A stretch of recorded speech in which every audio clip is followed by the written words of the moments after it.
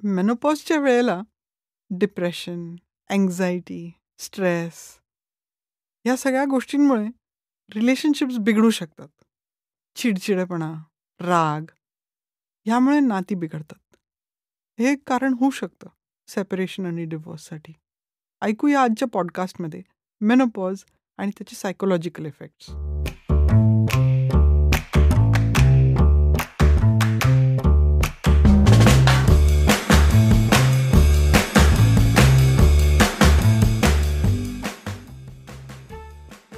स्त्रियांचं आरोग्य, त्यातून त्यांचं लैंगिक आरोग्य ह्याच्याबद्दल समाजामध्ये खूप समज आणि गैरसमज आहेत.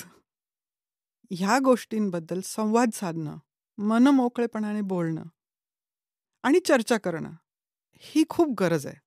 याच उद्देशाने मी वी फॉर वजायना हा पॉडकास्ट सुरू केला आहे. मी डॉक्टर नीलिमा देशपांडे, मी गायनेकॉलॉजिस्ट आणि सेक्शुअल मेडिसिन कन्सल्टंट आहे. आज माझ्यासोबत आहेत Niranjan Medhekar, CEO of sounds great. पाळी येणं हे प्रत्येक स्त्रीसाठी नैसर्गिक असतं, तसंच ती जाणं ही देखील नैसर्गिकच प्रक्रिया असते. पण रजोनिवृत्तीच्या वेळी होणाऱ्या हार्मोनल इम्बॅलन्समुळे वैवाहिक नात्याची वीण उसवू शकते का? नात्यातला रोमांस आटल्यानं एकूणच सहजीवनाचा चार्म हरवतो का? आणि हे टाळण्यासाठी काय करायला हवं? या सगळ्याविषयी मॅडम आपण या एपिसोडमध्ये चर्चा करणार आहोत. रजोनिवृत्तीविषयी ॲक्च्युली आपण या आधीच्या एपिसोडमध्येही काही चर्चा केलेली आहे, पण तरी हा विषय खूप दुर्लक्षित आहे असं दिसतं आणि म्हणूनच अनेक लिस्नर्सचे तुम्हालाही फीडबॅक आहेत की या विषयावर काहीतरी करा तुम्ही. विशेषतः मानसिक त्याचे परिणाम जे आहेत रजोनिवृत्तीचे, त्यामुळे आपण आजचा विषय करतोय. तर रजोनिवृत्तीमुळे स्त्रीच्या लैंगिक आरोग्यात कोणकोणते बदल होतात, ज्याचा थेट परिणाम मानसिक आरोग्यावरही होतो? ॲक्च्युली कसं आपलं शरीर एक असतं. आपण लैंगिक आणि मानसिक ह्या गोष्टींना तसं सेपरेट करू शकत नाही.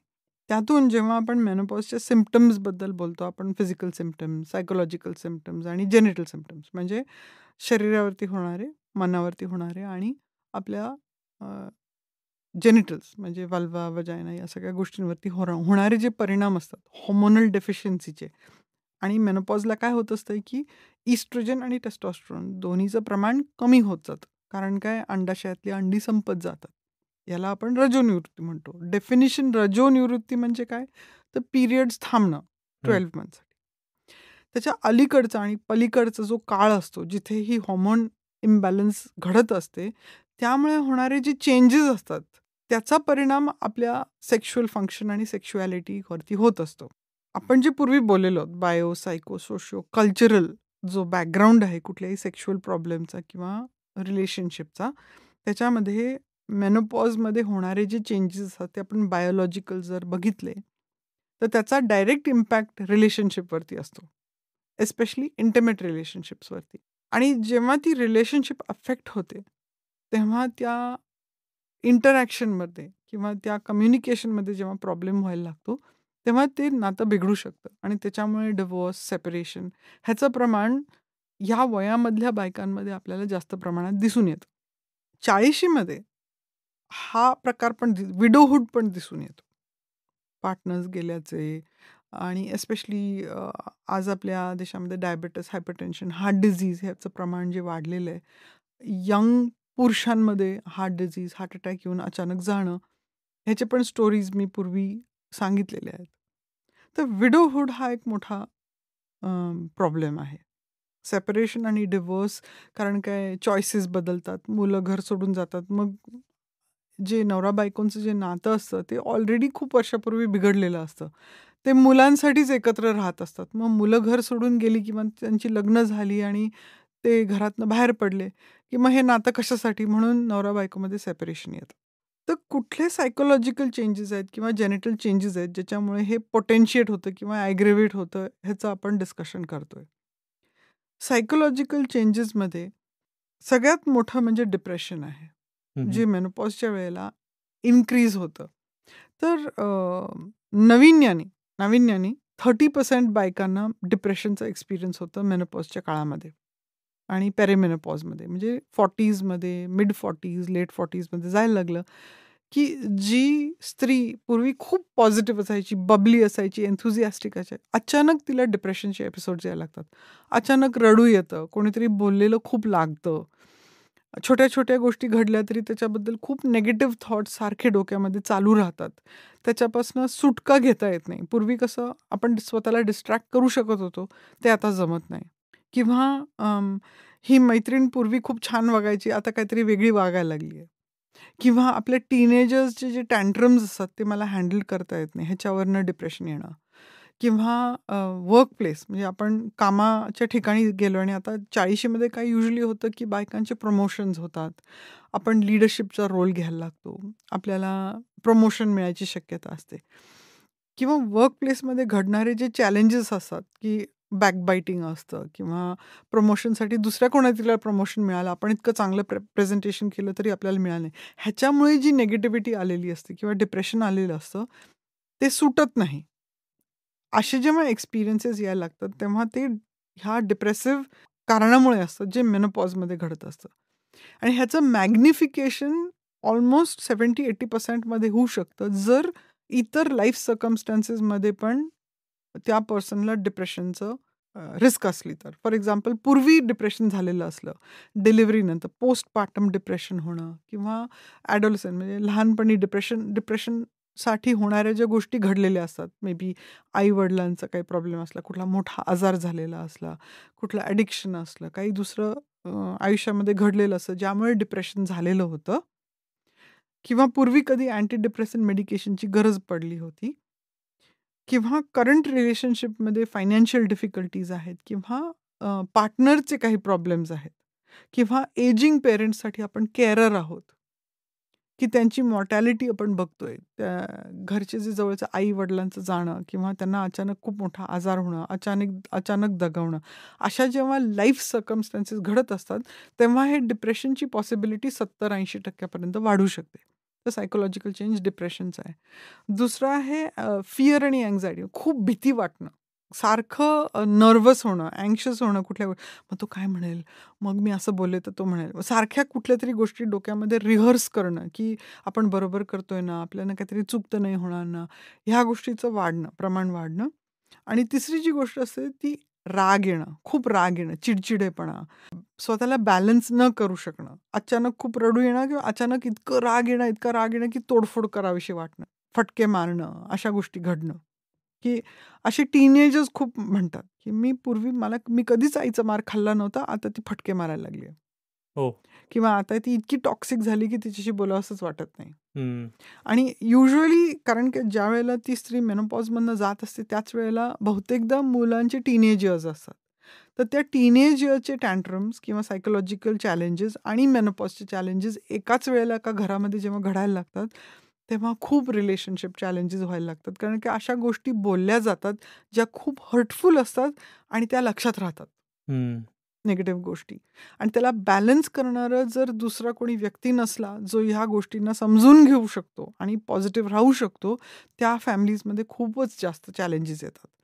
फॉर एक्झाम्पल, आणि मी आमच्या घरामधनं पण एक्झाम्पल म्हणून सांगते, माझ्या काही फ्रेंड्सच्या घरांमधनं पण सांगू शकते, की जिथे तो तो फादर फिगर जी आहे, ती खूप बॅलन्स्ड असते, स्टेबल असते, जाणकार असते, की अशा गोष्टी आपल्या बाजूला घडतायत आणि त्याला ते स्वतःला अफेक्ट होऊ देत नाहीत.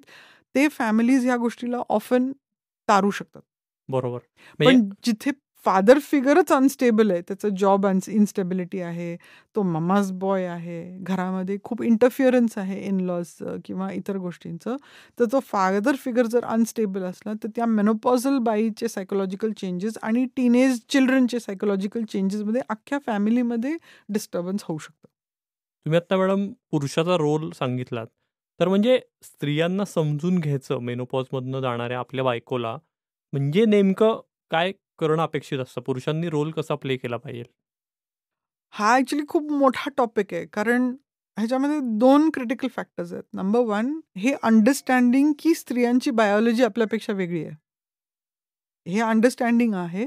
हे बहुतेक पुरुषांना माहिती असतं, की स्त्रीची बायोलॉजी आपल्यापेक्षा वेगळी आहे. पण तिच्या बायोलॉजीचा तिच्या सायकॉलॉजीवरती परिणाम होत असतो, हे जाणून घेणं. म्हणजे एज्युकेशनचा भाग झाला. दुसरा आहे एक्सपिरियन्सचा, की हो, आपल्या बायकोला कुठल्या फेजमधनं जाताना काय केलं, की ती सपोर्टेड फील करते. हे इंटेन्शन असणं खूप महत्त्वाचं आहे, हं. की मी सपोर्टिव्ह आहे आणि माझा रोल काय आहे? आम्ही दोघे आयडेंटिकल नाही आहोत. पण आपण एकमेकांसाठी आहोत. हं. हे जे फिलिंग आहे सेफ्टीचं, सिक्युरिटीचं, ह्याच्यामध्ये प्रत्येकाचं इव्होल्युशन होत असतं. आणि दुसरा क्रिटिकल भाग आहे, की पुरुष ज्या ह्या वयामध्ये त्यांचे पण हॉर्मोन्स चेंज होत असतात. भलेही करेक्ट. एवढे ड्रास्टिकली चेंज होत नसतात, पण त्यांच्याही सायकॉलॉजीवरती टेस्टोस्टेरोनचं जे डिक्रीज असतं, त्याचाही त्यांच्या मानसिकतेवरती परिणाम होत असतो. त्यांच्या सेक्शुअल फंक्शनिंगवरती परिणाम होत असतो. त्यांच्या वर्क प्लेस बेस्ड फंक्शनिंगवरती सुद्धा त्यांच्या टेस्टोस्टेरोनचा इफेक्ट होत असतो. तर हे सगळे जे चॅलेंजेस असतात, हे एकाच वेळेला हे घडत असतात आणि ते साधारणपणे त्याचा जो कालावधी असतो तो 10 to 15 इयर्सचा असतो. तसं ओव्हरनाईट नसतो घडत. हं. त्याचा ड्युरेशन जास्त असते. एज्युकेशन, इन्फॉर्मेशन घेणं आणि त्याचा एक्सपिरियन्स असून जाणीवेनी त्याला ॲड्रेस करणं, हा अवेअरनेसचा आणि इंटेन्शनचा भाग महत्त्वाचा. हो, आपण ह्या गोष्टीला हे चॅलेंजेस येणार आहेत आपल्याला आणि आपण हे हँडल करणार आहोत आणि आपल्याला कायम ह्या गोष्टींसाठी मदत अवेलेबल आहे. आपण एकटे नाही आहोत. हं. जगामध्ये हे प्रॉब्लेम्स घडत होते, घडत आलेले आहेत आणि घडत असणार आहेत. त्याच्यासाठी लिटरेचर आहे, आज यूट्यूब व्हिडिओज आहेत, आज बोलणारी लोकं आहेत, आज काउन्सिलर्स, आज मेंटल हेल्थ आणि फिटनेस आणि वेलनेस हा एक महत्त्वाचा टॉपिक आहे, जे लोकं ओळखतात, जे क्लिनिशियन्स पण ओळखतात आणि पेशंट्सही ओळखतात. त्यामुळे ह्याला ॲड्रेस करायला फॅसिलिटीज आहेत, रिसोर्सेस आहेत. हे जेव्हा फीलिंग त्या कपलना येतं किंवा त्या फॅमिलीला येतं, तेव्हा ते चॅलेंजेसला ओव्हरकम करू शकतात. पण तुम्ही आता पुरुषांमध्येही हार्मोनल चेंजेस होत असतात असं म्हणलात. मला वाटतं यालाच अँड्रोपॉज म्हणतात. या विषयावर आपण याआधी पण बोललेलो आहे. पण तरी पण पुरुषांमध्ये अँड्रोपॉज असतो जसं बायकांमध्ये. तर बायकांनी पण पुरुषांना समजून घेणं आवश्यक असतं का या एजमध्ये? आणि परत तेच समजून घ्यायचं म्हणजे नेमकं काय करायचं? समजून घेणं म्हणजे नंबर 1 इन्फॉर्मेशन असणार. तुम्ही चुकीच्या मिसइन्फॉर्मेशनमधनं जर तुम्ही येत असलात, तर तुम्ही त्या पर्सनला अॅक्नॉलेज करू शकत नाहीत. त्यांना त्यांच्या गोष्टी ऐकू शकत नाहीत. तुम्ही कुठल्या कानानी ऐकता ना, आपण म्हणतो एक सपोर्टिव्ह कानानी ऐकणं, ह्याच्यासाठी तुमची जी बॅकग्राऊंड इन्फॉर्मेशन असते, ती पण तितकीच खरी असणं गरजेची असते. तर तुम्ही तुमची इन्फॉर्मेशन कुठून घेताय? ह्याच्याकडे लक्ष देणं. हे नंबर 1. नंबर 2, तुमची ॲटिट्यूड काय आहे तुमच्या प्रॉब्लेम्सकडे बघायची. तुमच्या प्रॉब्लेम्सकडे बघायची तुम्ही जर सोल्युशन फोकस्ड असला, की हो आपण दोघे जोपर्यंत आपण एकमेकांवरती प्रेम करतो, एकमेकांना समजून घेतो, ओपनली ऐकायची तयारी ठेवतो, आपण दोघेही कुठलाही चॅलेंज हँडल करू शकतो. ही जी ॲटिट्यूड असते प्रॉब्लेम्सकडे बघायची आणि हो कुठलाही प्रॉब्लेम घडला तरी त्याला सॉल्व्ह केल्यामुळे आपण दोघेही स्ट्राँग होणार आहोत. ही ॲटिट्यूड महत्त्वाची असते. तिसरी गोष्ट म्हणजे, की जेव्हा आपण ऐकत असतो, तेव्हा खऱ्या इंटेन्शननी ऐकणं. हं, हो, हं. मी ऐकतोय. बहुतेक रिलेशनशिप प्रॉब्लेम्स घडतात कारण काय जो इंडिव्हिज्युअल असतो त्या रिलेशनशिपमध्ये कोणी आपली गोष्ट ऐकायला नाहीये. कोणी माझ्याबद्दल केअर करत नाही किंवा मला जे म्हणायचंय ते कोणालाच ऐकायचं नाहीये. अशा फीलिंगमधनं मग डिप्रेशन आणि अँक्झायटी होते. जेव्हा आपल्याला आपली गोष्ट ऐकणारं कोणीतरी असतं, क्लिअर माइंडनी, without bias, without blame, shame, guilt, criticism, तेव्हा आपलं बोलणं आपण बोललो, की आपण ते प्रोसेस करत असतो. सो प्रत्येक बोलण्याला पण प्रोसेसिंग पॉवर असते. त्यामुळे कोणातरीला त्यांचे पर्स्पेक्टिव्ह मांडणं आणि बोलणं हे फ्रीडम असलं पाहिजे त्या रिलेशनशिपमध्ये. मी समोरच्या व्यक्तीची गोष्ट ऐकू शकते. माझ्या गोष्टी त्याला ॲड न करता, ह्याला ऐकणं म्हणतात. ऐकलं, दरवेळेला माझ्याकडे सोल्युशन असलंच पाहिजे का? मी त्याच्याशी अग्री केलंच पाहिजे का? त्याच्याबद्दल मला एक मत असलं पाहिजे का? ह्या गोष्टी रिक्वायरमेंट नाहीये. राइट. त्यामुळे ऐकणं आणि त्या ऐकलेल्याशी काय करणं, हे जो बोलणारा व्यक्ती असतो तोच सांगू शकतो. समजा एखादं कपल लेट 40मध्ये 50मध्ये की जिथे ती स्त्री मेनोपॉझल आहे आणि पुरुष अँड्रोपॉज फेस करतोय. तर त्यांनी आपलं रिलेशन स्ट्रॉंग करण्यासाठी किंवा रोमान्स किंवा जो चार्म म्हणतोय आपण तो हरवू नये, यासाठी प्रयत्नपूर्वक काय गोष्टी छोट्या-छोट्या करायला पाहिजेत? आपण म्हणतो छोट्या गोष्टी, पण छोट्या गोष्टींनीच मोठ्या गोष्टी घडत असतात. तर तुमची जी डेली रुटीन आहे, डेली ॲक्टिव्हिटीज आहे, त्याच्यामध्ये जो रेशिओ आहे पॉझिटिव्ह टू निगेटिव्हचा, हं. त्याचं बॅलन्स तुम्ही कसं करताय, ह्याच्याकडे लक्ष देणं खूप महत्त्वाचं आहे. गॉटमन इन्स्टिट्यूट आहे, कपल्स रिसर्च इन्स्टिट्यूट, त्यांनी शोधून काढलंय की 5:1 रेशिओ महत्त्वाचा आहे. हं, हं. आपण आपल्या रिलेशनशिपकडे एक बँकेसारखं जर बघितलं, तर प्रत्येक गिल्ट, ब्लेम, शेम क्रिटिसिझम हा एक विड्रॉयल आहे. हम्म. प्रत्येक compliment, appreciation, gratitude, romance, positive strokes जे आहेत ते डिपॉझिट आहेत. तर प्रत्येक एक विड्रॉलसाठी जर आपण 5 डिपॉझिट्स केलेले नसले तर ती रिलेशनशिप ॲडव्हर्सली अफेक्ट होते. हम्म.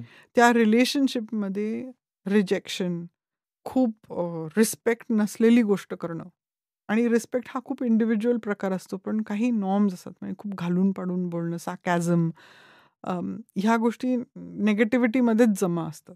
त्यातून सुद्धा मी काय करते ज्याच्यामुळे तू डिसरिस्पेक्टेड फील करतोस किंवा करतेस, हम्म. हा प्रश्न विचारणं खूप महत्त्वाचं असतं, की आपण ती गोष्ट करू नये ज्याच्यामुळे समोरचा व्यक्ती डिसरिस्पेक्टेड फील करतो, आणि त्या गोष्टी जास्त कराव्या ज्याच्यामुळे तो पर्सन रिस्पेक्टेड फील करतो, व्हॅल्यूड फील करतो, ॲक्नॉलेज्ड फील करतो. कारण की ह्या गोष्टी रिलेशनशिपचे फाउंडेशन्स होतात.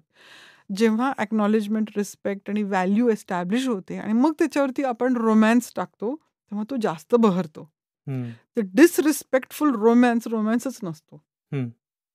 तर फॉर एक्झाम्पल जशी माझ्याकडे कपल आलं होतं आणि ती सांगत होती, अहो काय सांगू तुम्हाला, की मी खूप छान ड्रेसअप केला, मी असं छान ब्लाऊज वगैरे घातला आणि मी काय वाकायला गेले, ते मागणं येतात आणि हळूच माझ्या कमरेला चिमटा काढतात किंवा असं मध्येच कुठेतरी हात घालतात आणि मला ते खूप हॉरिबल वाटतं. I don't feel aroused by it. Hmm. I feel disrespected. तर हे जेव्हा त्या नवऱ्याने ऐकलं त्याला शॉक बसला. कारण की तिने पूर्वी कधीच त्याला सांगितलं नव्हतं, की तू असं जेव्हा करतोस तेव्हा मला किळस येते. हम्म. त्याला वाटत होतं की हा सगळ्याच बायकांना असा हात लावलेला आवडतं. हम्म. पण मी माझ्या बायकोला हात लावते म्हणून तिला ते आवडायलाच पाहिजे. सेक्सी आहे ना. बरोबर. ही माझी पद्धत आहे रोमॅन्स करायची. हम्म. पण हे डिलिनिएट करणं महत्वाचं आहे, की समोरच्या पर्सनला ते रिस्पेक्टफुल वाटत नसलं तर तुम्ही तसं करू नका. एव्हरी डे ज्या छोट्या छोट्या गोष्टी आपण करतो, आपण कसे कोणाशी बोलताना डोळे कसे फिरवतो, आपण त्यांच्या अंगाकडे कसं बघतो, त्यांना कुठल्या टोन ऑफ व्हॉइसनी ॲड्रेस करतो, ह्या छोट्या छोट्या गोष्टी ॲक्च्युली त्या रोमॅन्समध्ये अक्युम्युलेट होत असतात, पॉझिटिव्ह स्ट्रोक्समध्ये अक्युम्युलेट होत असतात. तर आपला जो अँड्रोपॉज आहे किंवा मेनोपॉज आहे किंवा त्याचे जे सायकोलॉजिकल निगेटिव्हिटीज ज्या आहेत, त्याला बॅलन्स करण्यासाठी जी पॉझिटिव्हिटी अक्युम्युलेट करायची गरज असते, त्याचे जे टेक्निक्स असतात ते म्हणजे एकमेकांना ग्रेटफुल असणं, एकमेकांना पॉझिटिव्ह स्ट्रोक्स देणं, अप्रिशिएट करणं, त्यांच्या पॉझिटिव्ह क्वालिटीजचं वर्णन करणं किंवा ग्रॅटिट्यूड एक्सप्रेस करणं, एकमेकांना किस करणं, हग करणं, फिजिकल इंटिमेसी देणं. मग जर गिफ्ट्स महत्त्वाचे असले त्या पर्सनला तर ते अप्रोप्रिएटली देणं, लव्ह नोट्स असतात, एकमेकांच्या बरोबर स्पेशल टाईम देणं, इंटिमेट टाईम घालवणं, काही वेळ काढणं त्या रिलेशनशिप गार्डनिंगसाठी वीक टू वीक, की आपल्या रिलेशनशिपमध्ये या आठवड्यात काय घडलं ज्याच्यामुळे आपल्याला काहीतरी त्याच्यामध्ये क्लिअर अप करायला पाहिजे, मिसअंडरस्टँडिंग्स क्लिअर करायचे आहेत. ते सगळं 6 महिन्यामध्ये एकदा खूप मोठा स्फोट होण्यापेक्षा वीक टू वीक किंवा आपण ठरवलेल्या फ्रिक्वेन्सीमध्ये त्या गोष्टी हँडल होत आहेत ह्याच्याकडे लक्ष देणं. तर लाईक यू सेड ना, मोठ्या गोष्टी नाही आहेत, ह्या छोट्या छोट्या गोष्टी आहेत जे त्या रिलेशनशिपला बॉन्डेड ठेवतात, एक सेफ्टी आणि सिक्युरिटी देतात, त्या रिलेशनशिपला एक व्हॅल्यू देतात, एक कमिटमेंट देतात, की हो काही झालं तरी तू कितीही रागवलीस, तू कितीही अपसेट झालीस, तर मला माहिती आहे की तुझ्या अपसेटला तू रेकग्नाइज करणार आहेस. त्या अपसेट सिच्युएशनमध्ये तू मला पण अपसेट होईल किंवा मी डिसरिस्पेक्टेड फील करीन असं तू काही करणार नाही आहेस, ह्याचा मला कॉन्फिडन्स आहे. जेव्हा तू अपसेट होतेस किंवा होतोस तेव्हा तू त्या सिच्युएशनमधनं स्वतःला बाजूला करून स्वतःला शांत करायचे टेक्निक्स वापरतोस आणि मग ह्या इंटरॅक्शनमध्ये येतो, कारण काय हे रिलेशनशिप तुझ्यासाठी महत्त्वाचं आहे. हम्म.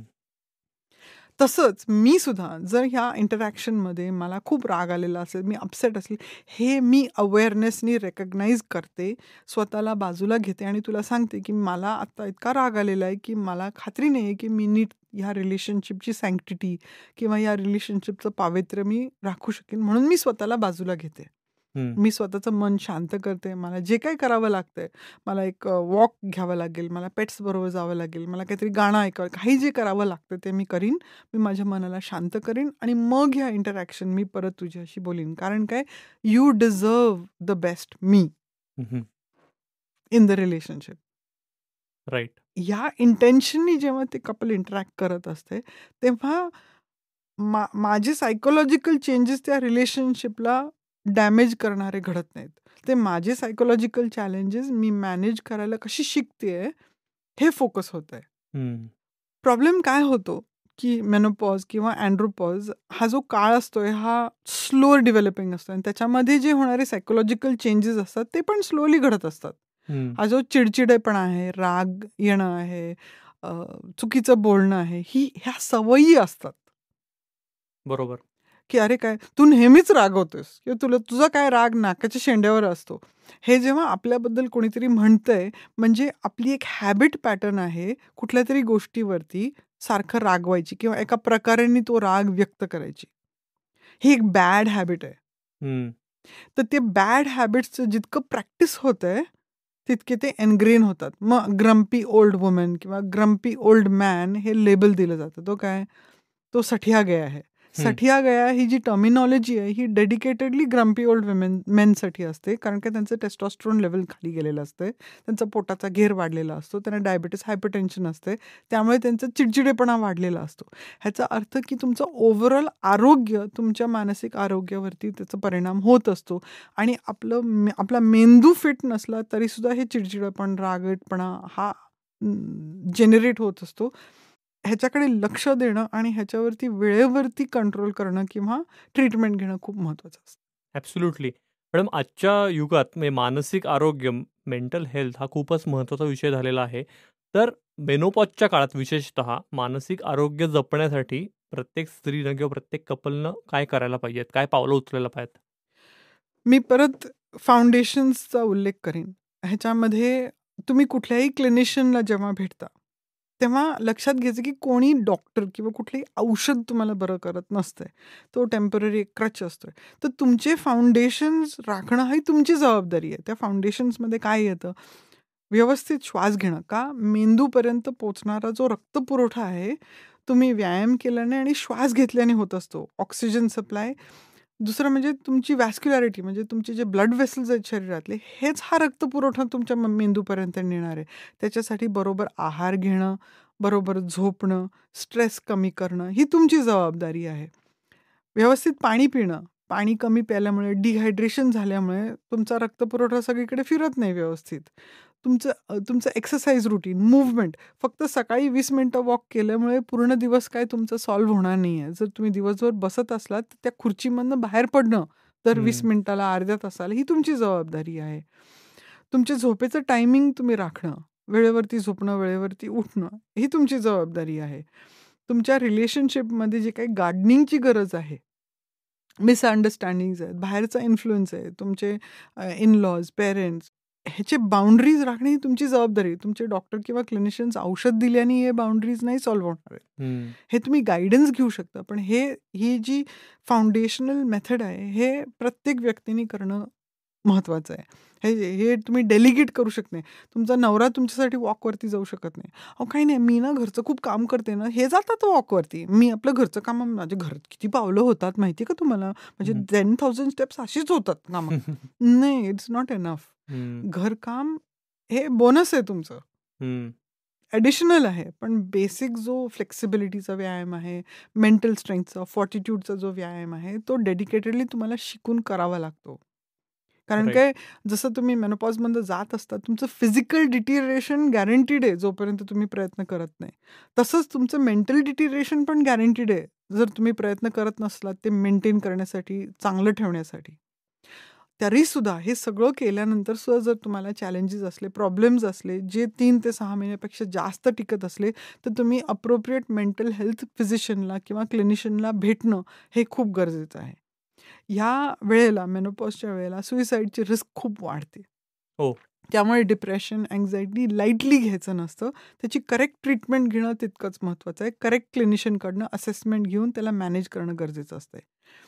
ह्या वेळेला ज्या बायका एलिजिबल आहेत त्यांच्यासाठी मेनोपॉज हॉर्मोन थेरपी अवेलेबल आहे इंडियामध्ये सुद्धा. तर करेक्ट मेनोपॉज स्पेशलिस्टला भेटून ते ट्रीटमेंट घेणं गरजेचं आहे किंवा त्याची थेरपी जी असते ती अप्रोप्रिएट पर्सनसाठी स्क्रीनिंग करून, हिस्ट्री टेकिंग, एक्झामिनेशन करून देणं गरजेचं आहे. तसंच पुढे येणारे जे आजार आहेत, हार्ट डिझीज आहे, डायबिटीज आहे, हायपरटेन्शन, डिमेन्शिया आहे, ओबेसिटी आहे, ह्या गोष्टींवरती पण वेळच्या वेळेला ट्रीटमेंट घेऊन ओव्हरकम करणं गरजेचं आहे. पुढे जाऊन त्याचा त्रास वाढत जातो. Psychological problems, neurological problems, dementia हे पुढे येणाऱ्या गोष्टी आहेत ज्याला आपल्याला प्रिव्हेंट करता येतं ह्या वेळेमध्ये. तर ह्या इश्यूजला कव्हर करण्यासाठी मी इंग्लिशमध्ये एक पुस्तक लिहिलेलं आहे, menopause made easy 121 tips to guide and inspire. तर हे टिप्सच्या रूपामध्ये वेगवेगळे फिजिकल, सायकोलॉजिकल आणि जेनेटल प्रॉब्लेम्सला कसं हँडल करायचं आणि त्याच्याशी डील करण्याचे रिसोर्सेस, या सगळ्याचं हे छोटंसं पुस्तक आहे, ते जरूर वाचावं. या पुस्तकाची लिंक आपण मॅडम या एपिसोडच्या डिस्क्रिप्शनमध्ये देऊया, म्हणजे ज्या लिस्नरला ते मागवायचे ते घरपोच मागवू शकतील. भेटूया पुढच्या एपिसोडमध्ये अशाच आणखी एखाद्या महत्त्वाच्या इंटरेस्टिंग विषयावर गप्पा मारायला. ऐकत रहा V for vagina podcast. Disclaimer: This podcast is for general information purposes only. It does not constitute the practice of medicine, nursing, or other professional healthcare services, including the giving of medical advice. No doctor-patient relationship is formed. The use of this information and the materials linked to this podcast is at the user's or listener's own risk. The content on this podcast is not intended to be a substitute for professional medical advice, diagnosis, or treatment.